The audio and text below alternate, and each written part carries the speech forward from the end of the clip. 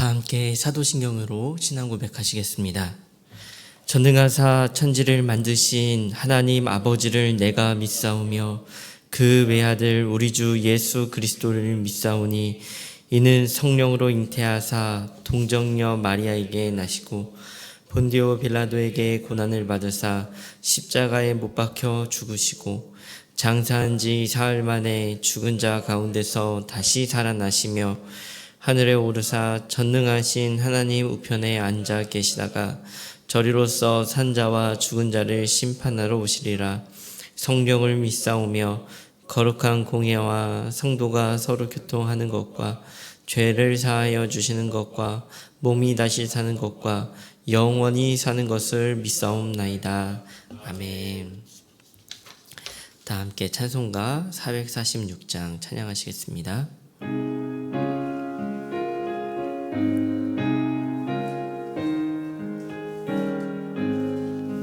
주 음성에는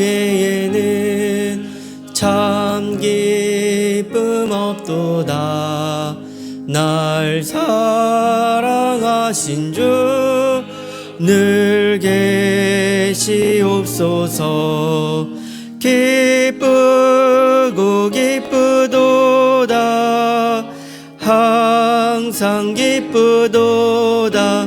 나 주께 왔사오니 복 주옵소서. 나 주께 왔으니 복 주시옵소서. 주 함께 계시며 큰 시험 이기네. 기쁘고 기쁘도다. 항상 기쁘도다. 나 주께 왔사오니 복 주옵소서. 주 떠나가시며 내 생명 헛되네. 기쁘나 슬플 때 늘 계시옵소서. 기쁘고 기쁘도다. 항상 기쁘도다. 나 주께 왔사오니 복 주옵소서. 그 귀한 언약을 이루어 주시고 주 명령 따를 때 늘 계시옵소서. 기쁘고 기쁘도다. 항상 기쁘도다. 나 주께 왔사오니 복 주옵소서. 아멘. 오늘 우리가 나눌 하나님의 말씀은 사도행전 25장 13절부터 27절의 말씀입니다.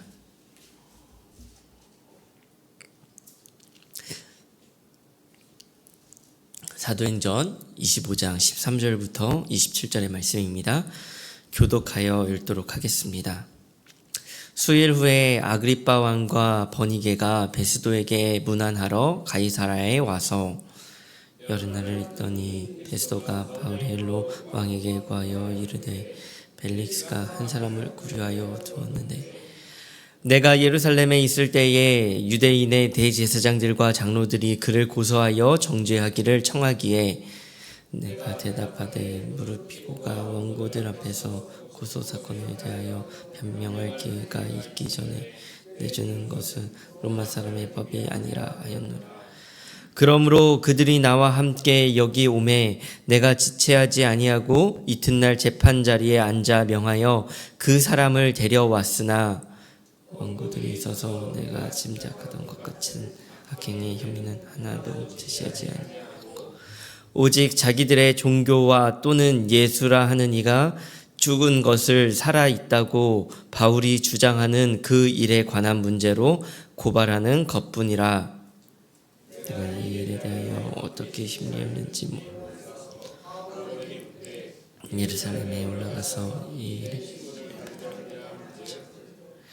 바울은 황제의 판결을 받도록 자기를 지켜주기를 호소하므로 내가 그를 가이사에게 보내기까지 지켜두라 명하였노라 하니 아그리빠가 베소에게 이르되 나도 이 사람의 말을 듣고자 하노라.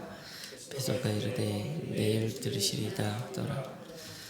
이튿날 아그리빠와 버니게가 크게 위엄을 갖추고 와서 천부장들과 시중에 높은 사람들과 함께 접견 장소에 들어오고 베스도의 명으로 바울을 데려오니 베스도가 말하되 아그리빠 왕과 짓는 여러분이여 당신들이 보는 이 사람은 유대의 모든 무리가 크게 외치되 살려두지 못할 사람이라 하여 예루살렘에서와 여기에서도 하였으나 내가 살피건대 죽일 죄를 범한 일이 없더이다. 그러나 그가 황제에게 상소한 거로 보내기로 결정하였나이다. 그에 대하여 황제께 확실한 사실을 알릴 것이 없으므로 신문한 후에 앞에 함께 읽도록 하겠습니다. 그 죄목도 밝히지 아니하고 죄수를 보내는 것이 무리한 일인 줄 아나이다 하였더라. 아멘. 유대의 대제사장들과 장로들은 바울을 죽이고 싶어 했습니다. 그들이 바울을 죽이고자 적극적으로 시도를 했습니다. 바울을 고발했고 바울의 죄가 입증되지 않자 바울을 직접 죽이고자 동맹을 맺은 사람이 40여 명이나 된다고 사도행전 23장에서는 기록하고 있습니다. 그러나 하나님은 바울을 죽게 하지 않으셨습니다. 하나님은 바울에게 사도행전 23장 11절에 이렇게 말씀하셨습니다. 그날 밤 주께서 바울 곁에 서서 이르시되 담대하라. 내가 예루살렘에서 나의 일을 증언한 것 같이 로마에서도 증언하여야 하리라 하시니라. 바울이 고발을 당하는 과정에서도 하나님을 증언하는 것 같이 로마에서도 하나님을 증언하게 될 것이다 라고 하나님께서 친히 바울에게 말씀하셨습니다. 하나님의 이끄심은 바울에게 로마에 가는 모든 과정 속에서 분명하게 드러납니다. 40명의 사람들이 바울을 죽이고자 함에도 바울은 유대 지역의 로마 총독이었던 벨릭스에게 무사히 가게 됩니다.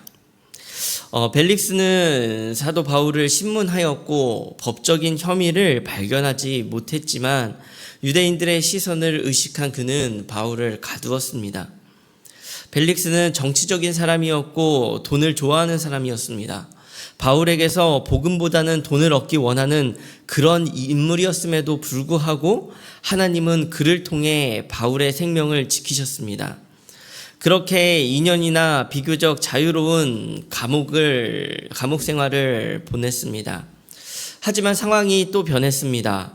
벨릭스가 총독직을 내려놓게 된 것입니다.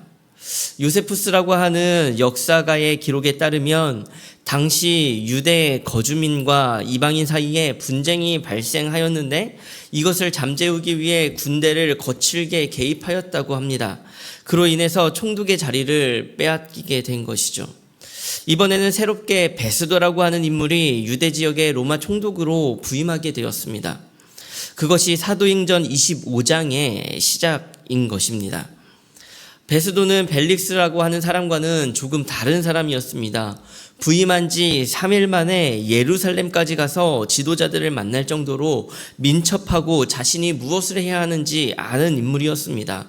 유대 종교 지도자들은 베스도를 만나서 그에게 고발한 지 2년이나 지났음에도 여전히 사도 바울을 죽이고자 하는 그 마음을 가지고 사도 바울에 대한 청원을 하였습니다. 예루살렘으로 보내달라고 하는 것이었습니다. 그래서 예루살렘에 온 사도 바울을 죽일 계획이었죠. 그러나 베스도는 공정성이 있는 사람이었습니다.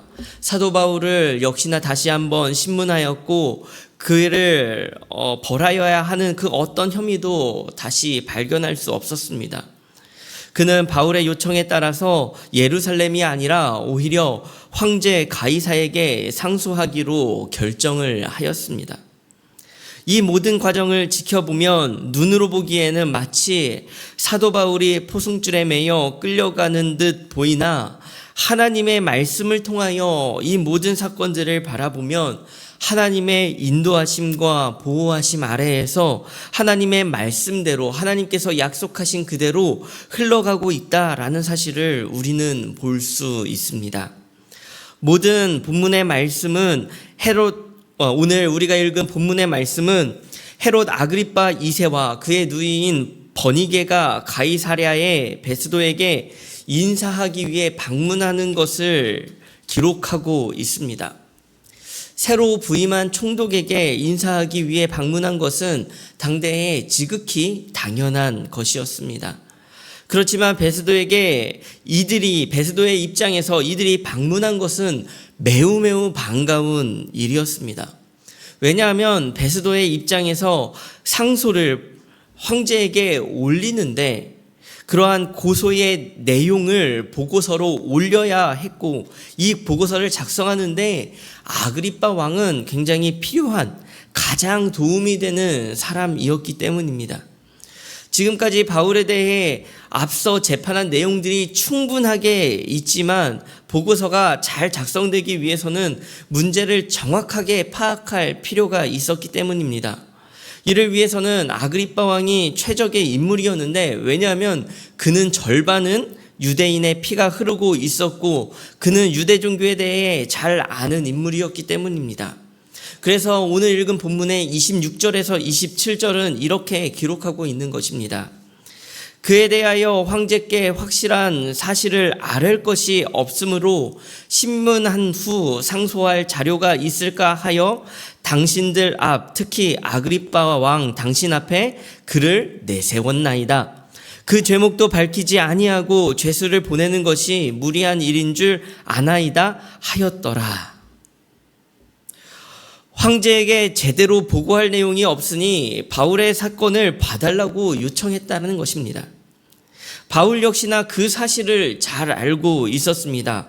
사도행전 26장 3절은 바울은 아그리빠 왕에게 이렇게 말을 합니다. 특히 당신이 유대인의 모든 풍속과 문제를 아심이니이다. 그러므로 내 말을 너그러이 들으시기를 바라나이다.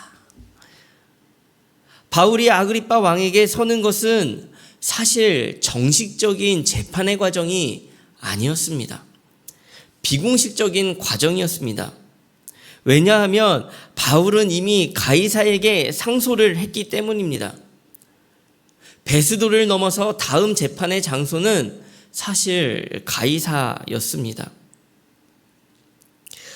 아그리빠와 버니게와의 만남은 사실 그렇게 꼭 필요한 과정이 아니었다라는 겁니다. 하지만 그럼에도 불구하고 우리가 여기서 기억해야 할 것은 아그리빠와 버니게와의 만남은 바울이 로마를 가기 위한 꼭 필요한 과정이었다라는 것이에요. 왜입니까? 황제에게 어떻게 사람만 보냅니까? 제대로 된 보고서를 올려야 하는 그러한 상황이 이 본문 가운데에 있다라는 것입니다. 어떻게 보면 사도행전 전체의 흐름에서 사도행전의 이 후반부의 내용들은 우리에게 조금 지루하게 만드는 부분일 수 있는 것 같습니다. 사실 사도행전은 성전행전이라고 불릴 만큼 성령님의 역사하심이 풍성하게 드러나는 성경 아닙니까?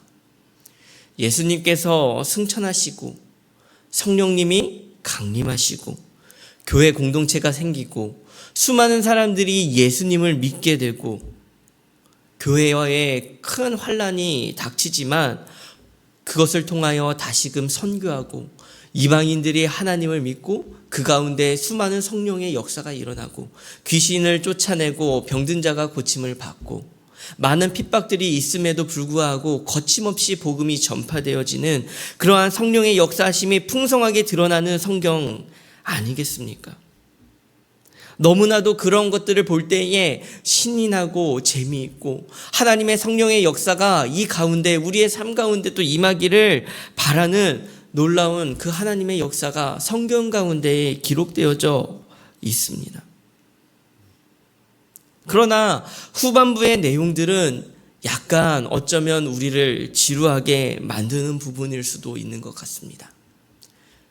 재판을 받고 또 재판을 받고 또 재판을 받고, 심지어 오늘 본문에서는 실제로 꼭 받아야 되는 재판이 아님에도 불구하고 또 신문을 받아야만 하는 그러한 과정까지 성경은 기록하고 있는 것입니다.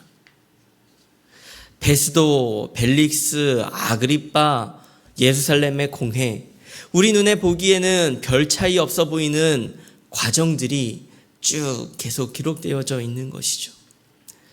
하지만 하나님은 반드시 필요한 과정들임을 우리에게 이 가운데 보여주고 계시는 겁니다. 그리고 이 필요한 과정들을 세밀하게 하나님께서 인도해 가고 계십니다. 반복되는 재판 속에서 선명하게 드러나는 것이 분명히 있습니다. 우리가 분명하게 볼 수 있는 것이 있지 않습니까? 사도 바울이 당하는 이 고난이 결코 자신의 죄 때문이 아니라는 것이요, 수많은 재판관들을 통해서 드러나게 됩니다. 오직 예수 그리스도의 복음 때문에 지금 이 모든 일들이 벌어지고 있다라는 것을 이 수많은 재판들을 통하여서 우리에게 보여지고 있습니다. 하나님은 지금 이 순간에도 복음이 전파되기를 원하시고 인도하신다라고 하는 분명하고 선명한 메시지가 이 모든 재판들의 과정 속에서, 사도행전의 후반 속에서 드러나고 있는 것 아니겠습니까? 우리의 인생 속에서도 마찬가지인 것 같습니다. 우리의 인생을 자세히 들여다보면요, 우리는요 반복되는 삶 속에서요 의미를 점점점 잃어버려요. 안 좋은 일들이 반복되어지면요 점점점 지쳐갑니다. 점점점 용기를 잃기도 합니다. 좋은 일이 반복되면요 점점점 기쁨을 잃어가요. 반복되는 삶에서 우리는 목적을 잃어버립니다. 마치 성경 속에 반복되는 재판 속에서 우리가 그 성경을 읽는 목적을 잃어버리는 것 같이 말입니다. 그래서 자꾸만 새로움을 추구하는 거예요. 그러나 하나님의 방법은 그렇지 않습니다. 반복은 나를 무료하게 하고 목적을 잃어버리게 하는 것 같아 보이지만 세밀하게 들여다보면 반복해서 일하시는 하나님의 손길을 볼 수 있다는 거예요. 의미 없어 보이지만 의미 있게 하시는 하나님의 손길이 있다는 것입니다. 우연히어 보이지만 하나님의 손으로 이끄시는 그러한 일들이 우리의 삶 속에 가득하다는 것입니다. 어쩌면 우리의 하루하루는 반복되는 일상일지도 모릅니다. 오늘 눈을 뜨며 다시 시작하는 월요일, 다시 한 주가 시작되었구나, 또 한 주가 가는구나, 반복의 의미로 우리는 시작될지도 모릅니다. 그러나 하나님의 일하심은 이 반복 속에 더 세밀하게 하나님의 뜻을 향해 나아가게 하시는 인도하심이 분명히 존재한다는 것이에요. 그것을 믿으시기를 간절히 소망합니다. 사도 바울은 한 번의 재판도 소홀히 하지 아니하였습니다.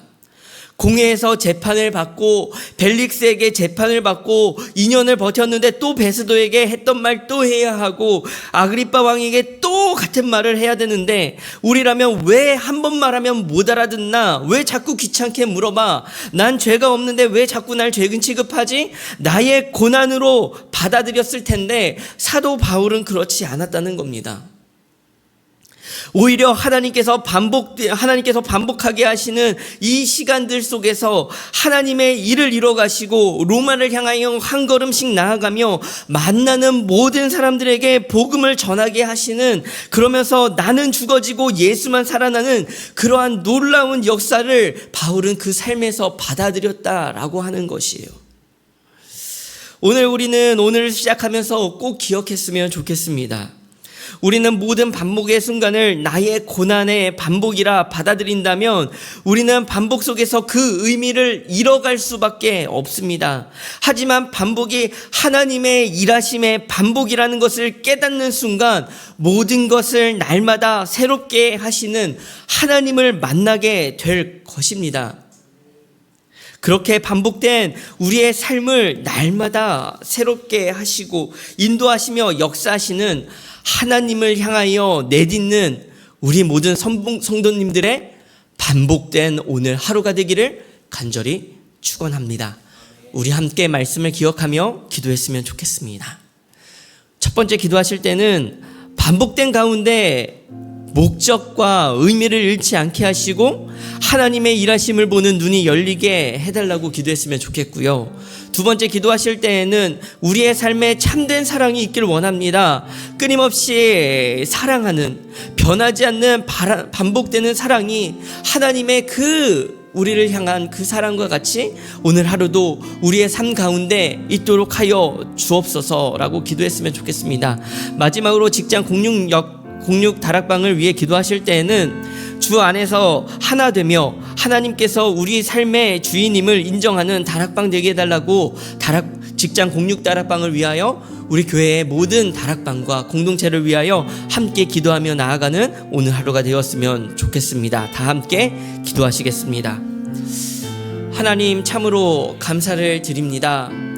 하나님, 우리는 오늘도 반복되는 일상 가운데 서 있습니다. 날마다 반복하는 우리의 일상, 우리는 이 안에서 날마다 그 하루의 의미를 잃어갑니다. 주님, 우리는 이 하루의 의미를 잃어가고 우리는 이 안에서 역사하시는 하나님을 자꾸만 잃어갑니다. 그러나 하나님, 반복되어 우리는 의미를 잃어가지만 하나님은 반복되는 역사 속에서 끊임없이 우리의 삶에 의미를 부여하고 계심을 우리가 바라봅니다. 반복되는 바울의 재판 가운데에서 하나님은 끊임없이 그 삶에 의미를 더하시고 그 자리에 의미를 더하시며 그가 해야 하는 그 말 속에 점점 그것을 통하여 하나님의 복음이 전파되어져야 함을, 하나님의 큰일이 그를 통하여 이루어져야 함을, 하나님께서 역사하시는 그 복음의 능력이 그를 통하여 이루어져야 함을 주여 보게 하십니다. 하나님, 우리가 반복됨 속에 주여 의미를 잃지 않게 하여 주옵소서. 누군가에게 반복되는 그 말이 우리에게 귀찮고 힘들고 어려운 일이 아니라 오히려 날마다 반복하여 주의 사랑을 표현해야 하는 그러한 우리의 삶임을 주여 고백하길 원합니다. 날마다 우리를 지치게 만드는 우리의 일상 속에서 날마다 우리를 힘있게 하시며 우리의 삶을 도우시는 그 주의 역사심을 경험하는 오늘 하루가 되어지기를 주여 우리가 바라오니, 하나님, 우리가 더욱더 반복됨 속에 주님을 만나게 하시고 반복되어 우리의 삶을 이끌어 가시며 우리의 삶을 인도하시는 그 하나님을 만남으로 말미암아 우리의 삶의 의미를 되찾게 하시고 우리의 삶 속에 더욱더 역동적으로 주를 향하여 나아갈 수 있는 귀한 우리의 삶 되어지기를 주여 간절히 원하나이다.